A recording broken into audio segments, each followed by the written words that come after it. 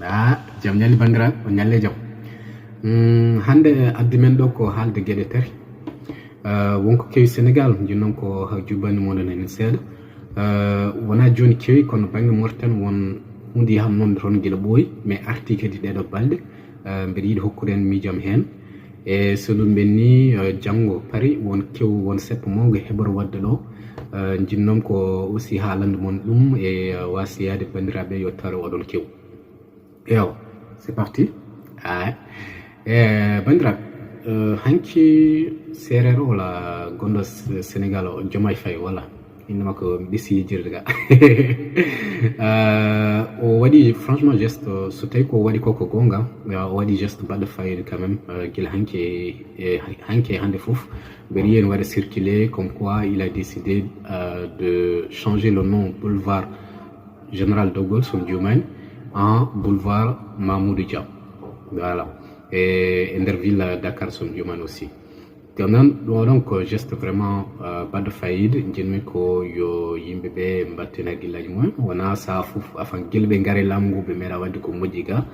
mais oɗo geste en particulier franchement ko hunde wande fayida hunde yuɓɓude forde waɗede guila ɓooyi kono waɗaka e ko kanko dañi wadde ɗum e eɗen poti joɗade kadi jarnoɗenmo e ko waɗi ko e mbaɗanmi hen beltanoɗenmo hen par ce que waɗi ɗo ko waɗi fayida quand même ko serral kewani wadde ha tengte kanko voilà so ɗum ɓenni Mauritanie oɗon gandi seeɗa soɗon gandi dartol walla histoire Mauritanie seeɗa oɗon gandi depuis l'indépendance systéme gonɗo en place o kañum haɓanto tan ko ɓaleɓe ha ngabbi système o ngabbi ha les années 89 ha 90 91 donc ils ont carrément atteint le paroxysme de leur extrémisme dans ce qu'ils font. Ils ont décidé de génocider les peuples de Mauritanie.